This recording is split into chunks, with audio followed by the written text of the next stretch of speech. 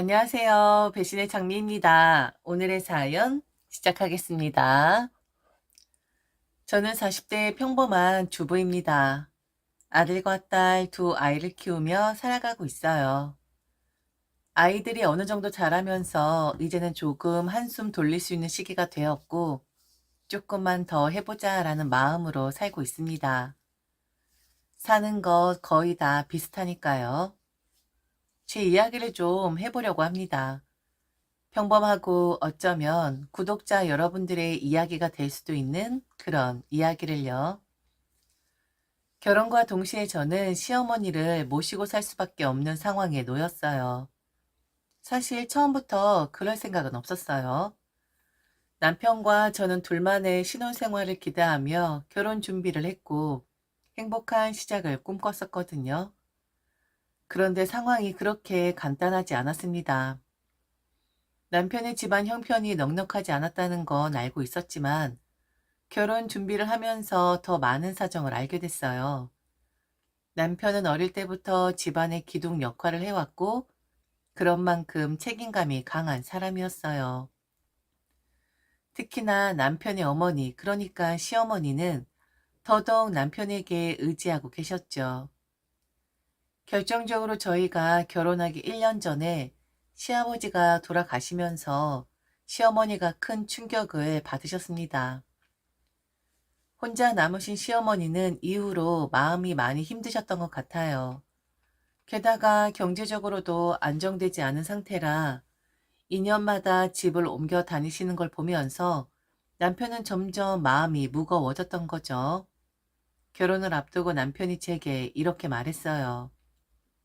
자기야, 내가 진짜 미안한 부탁을 하나 해야 할 것 같아. 엄마를 우리랑 같이 살게 해주면 안 될까?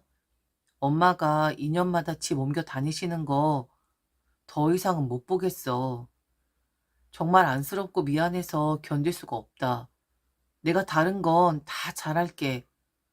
제발 이 건 한 번만 나한테 양보해줘. 처음엔 솔직히 당황했어요. 결혼하자마자 시어머니를 모시고 산다고 하는 생각에 머리가 복잡했죠. 하지만 남편이 그렇게 간절히 부탁하니 차마 거절할 수가 없더라고요. 시아버지가 돌아가신 뒤 시어머니는 거의 홀몸으로 남겨졌고 마음 둘 곳 없이 이리저리 집을 옮겨 다니시는 상황이었어요. 저도 부모님을 생각하니 마음이 약해질 수밖에 없었죠. 그렇게 저는 결혼과 동시에 시어머니와 함께 사는 생활을 시작하게 되었습니다. 남편이 약속한 대로 최대한 저를 배려해주고 시어머니도 처음엔 조심스럽게 다가오셔서 큰 문제는 없었습니다. 하지만 결혼 생활이라는 게 늘 계획대로 되는 건 아니더라고요. 처음엔 시어머니도 저도 서로 조심스러웠어요. 한 집에 살게 된 이상 큰 다툼 없이 지내는 게 좋겠다고 생각했죠. 하지만 시간이 지나면서 시어머니의 성격과 습관이 드러나기 시작했죠. 뭐랄까, 요즘 말로는 아들 가진 유세라고 할 수 있을까요? 시어머니는 사사건건 저를 관찰하고 또 뭐 하나 마음에 들지 않으면 한마디씩 하셨어요.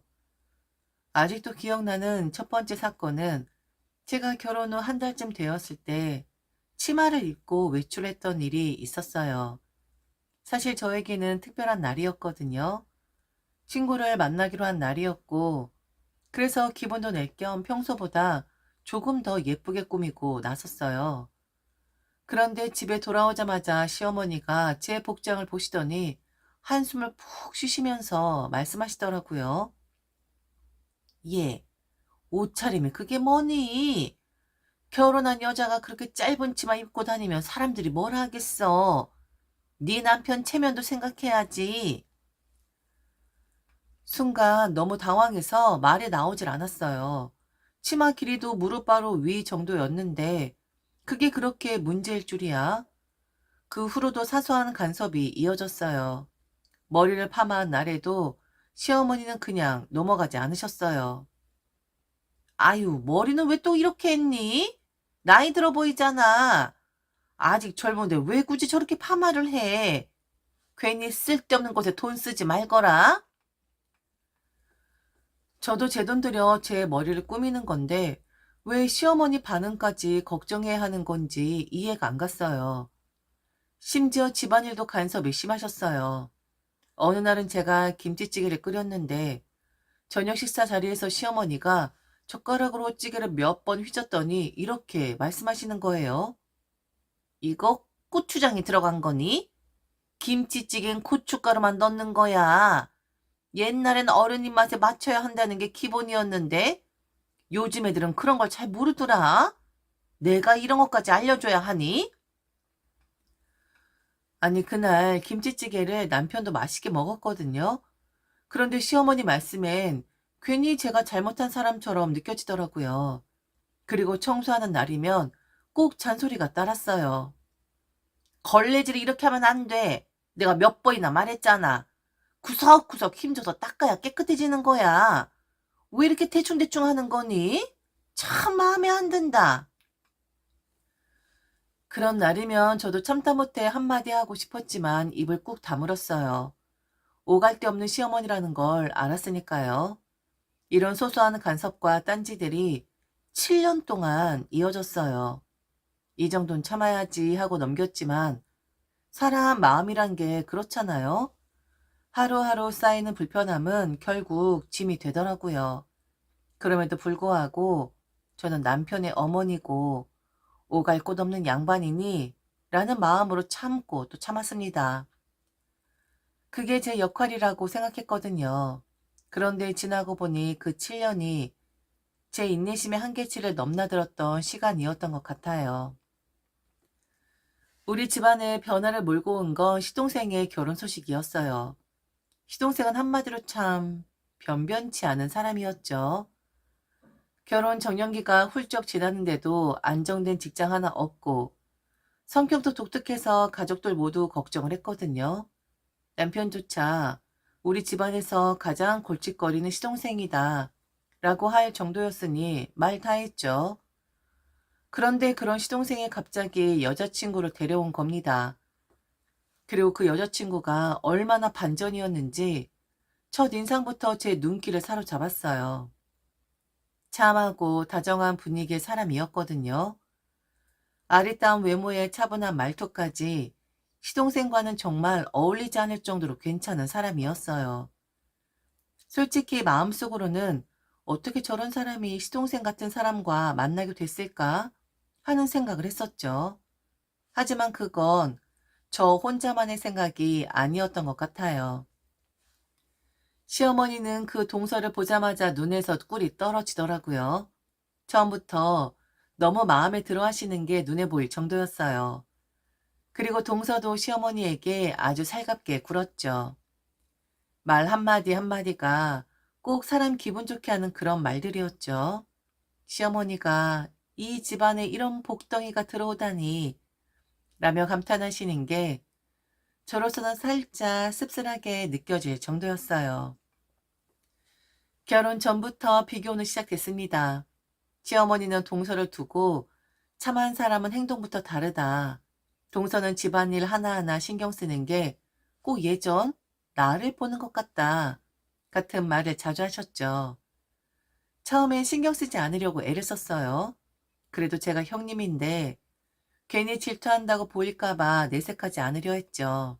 하지만 결혼 후 동서와 함께 가족 모임을 할 때마다 비교가 노골적으로 드러났어요. 동서는 무언가를 할 때 꼭 시어머니의 칭찬을 받을 만한 행동을 했죠. 예를 들면 음식을 만들다가도 시어머니께 꼭 물어보면서 어머니, 이렇게 하는 게 맞나요? 저는 어머님 방식으로 하고 싶어요. 같은 말을 했죠. 시어머니는 그런 동서에게 감동받으신 듯 했고, 저는 옆에서 자연스럽게 비교 대상이 되는 느낌이 들었어요. 저는 그런 시어머니 태도를 흘려보내려고 노력했지만, 시간이 지나면서 참기가 점점 어려워지더라고요. 저는 제가 할 수 있는 만큼 시어머니를 위해 노력했고, 남들이 보기엔 나름 잘 해왔다는 자부심도 있었는데, 동서가 들어오고 나서는 그 모든 노력이 묻혀버리는 것 같았거든요. 특히 동서는 겉으로는 참 순하고 착해 보였지만 조금만 자세히 보면 여우 같은 구석이 있었어요. 시어머니에게는 살갑게 대하면서 은근히 저를 의식하고 미묘하게 신경을 긁는 말투를 쓰곤 했죠. 동서가 집안에 들어오고 나서부터 제 삶은 완전히 달라졌어요. 솔직히 말하면 동서살이를 경험하게 된 거죠. 원래 시어머니의 간섭 정도는 어느 정도 익숙해져 있었고 힘들어도 그럭저럭 견디고 있었는데 동서가 들어오면서 그 간섭이 훨씬 더 복잡하고 교묘한 방식으로 변해버렸어요. 시어머니는 언제나 동서 편이었고요. 처음부터 동서를 좋아하셨고 그 감정은 시간이 갈수록 더 노골적으로 드러났죠. 문제는 동서가 그걸 너무 잘 활용한다는 거였어요. 시어머니와의 관계를 굳건히 하기 위해 은근슬쩍 내 흉을 보고 다닌다는 걸 알게 된 건 얼마 지나지 않아서였어요. 형님, 어머니께서 그러시던데요. 형님이 저를 조금만 닮았으면 좋겠다고 하시더라고요. 저 같은 며느리가 어머니랑 맞다고 하시면서요. 나는 나름대로 시어머니를 잘 모시려고 노력했는데 그게 동서의 입을 통해 서운했다는 식으로 전해지고 있었던 거죠. 동서는 늘 이런 식이었어요. 마치 시어머니를 걱정하고 위하는 척하면서 제게 간섭을 하기 시작했죠. 음식을 할 때도 그랬습니다. 형님, 어르신들은 음식이 싱거워야 하잖아요. 나트륨은 몸에 해로운 거 아시죠? 어르신들은 소고기를 많이 드셔야 한다고 하더라고요. 소고기가 힘이 나는데 좋다면서요. 말만 들으면 좋은 의도로 보일 수도 있죠.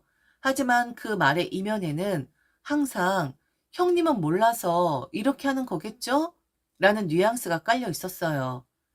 심지어 내가 음식을 준비할 때마다 옆에 와서 일부러 그런 말을 하는 것 같았어요.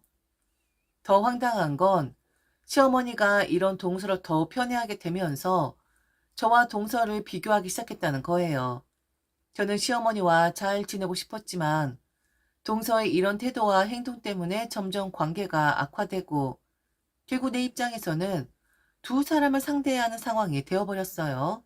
더 기가 막혔던 건 동서가 입버릇처럼 말하던 바로 이 말이었습니다.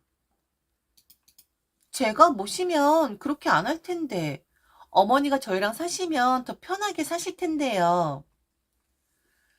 이런 말을 들을 때마다 속이 뒤집어질 것 같았지만 꾹 참고 넘겼어요. 그런데 문제는 시어머니의 반응이었어요.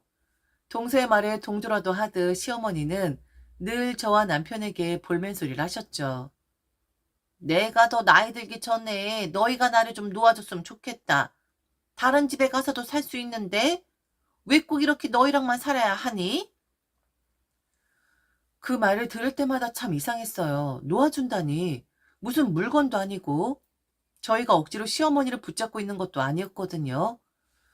그런데도 시어머니는 마치 우리가 자신을 가둬놓고 있는 듯한 뉘앙스로 말씀하셨어요. 게다가 동서의 말은 점점 더 노골적이 됐어요. 어머니는 저랑 계시면 더 편하고 더 행복하실 텐데 제가 형님보다 더 잘해드릴 자신 있는데요. 시어머니와 동서의 관계가 점점 더 끈끈해지면서 저와 남편도 어느 순간부터 어머니께서 정말 동서와 살고 싶어 하시는 건가 하는 의문이 들기 시작했어요. 동서가 늘 입버릇처럼 제가 모시면 더 편할 텐데요 같은 말을 반복하고 시어머니도 그 말에 동의하듯 고개를 끄덕이시는 모습을 보고 있자니 점점 마음이 복잡해졌습니다. 그래서 하루는 남편과 제가 시어머니에게 직접 여쭤보기로 했어요. 어머니, 정말 동서랑 사는 게 편하실 것 같으세요? 글쎄, 그게 걔랑 있으면 서로 잘 맞을 것 같긴 해. 나랑 이것저것 비슷하긴 하니까. 사실 너랑 나랑은 좀 안 맞는 부분들이 많이 있지 않니? 사실 이 말을 들었을 때 너무도 뻔한 속내가 보였지만 한편으론 시원섭섭하기도 했어요. 이젠 우리도 좀 편하게 살 수 있을까 하는 기대감과 어머니가 정말로 우리와 함께 있는 게 불편하셨던 건가 하는 서운함이 교차했거든요. 남편도 시어머니의 진심을 확인하려고 덧붙였어요. 어머니, 정말 동생네랑 살고 싶으세요? 그래. 그래. 걔네랑 살면 잘 맞을 것 같아. 애들도 그렇게 하자고 했으니 나도 그게 좋을 것 같구나. 저와 남편은 시어머니 말씀에 고개를 끄덕이면서도 속으로는 이미 뻔한 의도를 다 읽을 수 있었어요. 사실 시어머니에게는 돈이 조금 있었거든요. 저희와 합가를 하면서 시어머니께서는 살던 집을 정리하시고 그 전세자금 2억 원 정도를 남겨두셨었어요. 시어머니의 마지막 자금이었죠. 그리고 저희가 결혼하면서 남편이 시어머니를 위해 부어드렸던 적금도 그대로 모아두고 계셨죠. 정말 큰 돈이었죠. 그 돈이 결국 동서가 저렇게 어머니를 모시고 싶다고 강조하는 이유라는 걸 깨닫는 데는 그리 오래 걸리지 않았습니다. 처음엔 그냥 효심이 깊은 사람인가 싶었지만 시간이 지나면서 동서가 시어머니에게 얼마나 친절하고 살갑게 굴며 가까워지려 하는지를 보니 이건 단순히 효심이 아니었어요. 결국 시어머니가 가진 돈이 목표였던 거죠. 물론 시어머니 입장에서는 나를 모시겠다는 사람이 생겼으니 좋아하실 만도 했어요. 그리고 저는 솔직히 그런 상황이 싫지 않았어요. 저와 남편은 이미 시어머니를 7년 동안 모셔왔고 비교 당하는 것도 지겨웠으니까요. 결국 그 돈은 동서와 시동생 호주머니로 들어갈 거잖아. 그럼 그들이 모시는 게 맞지 않아? 라는 생각이 들더라고요. 결국 시어머니는 동선의 집으로 가시게 되었죠. 이사를 하던 날 동선은 얼굴에 한박 웃음을 지으며 시어머니의 짐을 정리하는 모습을 보였어요. 그리고 짐을 모두 차에 실은 후 저에게 다가와서는 마치 의무를 다했다는 듯한 표정으로 그동안 고생하셨어요, 형님. 라고 말하더라고요. 그 말을 들으니 속으로는 별 생각이 다 들었어요. 그래, 너도 고생 좀 해봐라. 내가 7년 동안 겪은 그 고생, 이제 네 차례야. 라고 속으로 되뇌었지만 한편으로는 진심으로 잘 지내기를 바라는 마음도 없지 않았어요. 어쨌든 시어머니와 동서가 이제 새로운 생활을 시작하는 거니까요. 시어머니가 떠난 후 집은 확실히 허전했습니다. 아니, 허전하다 못해 조금 헛헛한 마음이 들었죠. 7년 동안 한 집에 살았던 분이 갑자기 떠나니 당연한 거겠죠. 그런데 그 헛헛함도 잠시, 솔직히 말하면 너무 편했어요. 가장 큰 변화를 느낀 건 아이들이었죠. 저희 아이들은 연년생이라서 장난도 많고 활발한 성격인데 시어머니가 계실 때는 늘 조용히 지내야 했거든요. 시어머니께서 조용한 걸 좋아하시기도 했고 아이들이 뛰어놀면 시어머니께서 얘들아, 할머니 머리 아프다 하시며 자주 주의를 주셨으니까요. 그게 습관이 되었는지 시어머니가 떠난 후에도 아이들은 소곤소곤 속삭이며 대화를 나누더라고요.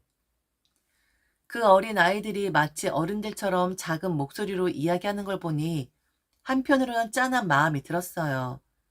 그래서 저는 아이들에게 말했죠. 할머니 안 계시잖아. 이제 마음껏 뛰어놀아도 돼. 소리도 크게 내고 웃고 장난쳐도 괜찮아. 그런데도 아이들은 아직 완전히 익숙해지지 않았는지 한동안은 조용히 행동하더라고요. 그 모습을 보면서 저는 마음속으로 이렇게 생각했어요.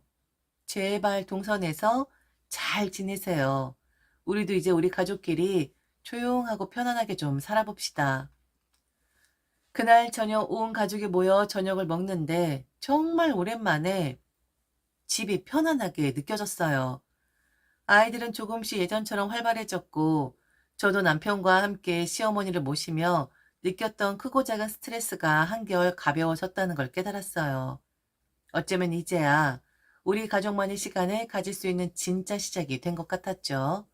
하지만 1년도 안 돼서 시어머니가 우리 집으로 다시 오겠다고 하셨을 때 저는 머리가 띵해지는 기분이었어요. 이게 무슨 소리야? 싶었죠. 그렇게 동서가 한박 웃음을 지으며 시어머니를 모시겠다고 해놓고 이제 와서 다시 우리 집으로 보내겠다는 게 말이 되나요? 알고 보니 동서와 시동생 부부 사이에 난리가 났더라고요. 동서는 더 이상 시어머니와 함께 못 살겠다고 선언했고 시동생은 화가 잔뜩 나서 동서를 향해 이혼을 불사하겠다는 식으로 나오고 있었습니다.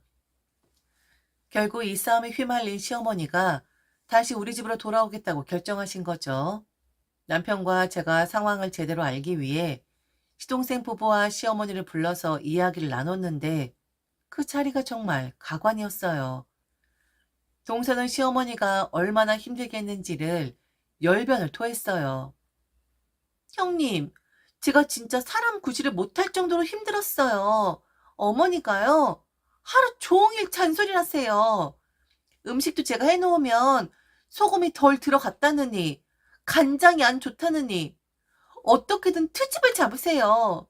심지어 제가 가끔 외출이라도 하려면 아예 못 나가게 하셨어요. 제가 어머니랑 모시고 살려고 했던 건 효도하려고 한 건데, 이렇게까지 고생할 줄은 몰랐어요. 내가? 내가 뭐가 어쨌다고? 너는 나를 방에 가두기나 하고 아무 말도 없이 혼자만 나가서 놀러 다니더라. 나는 너희 집에서 그냥 눈치만 보고 살았어.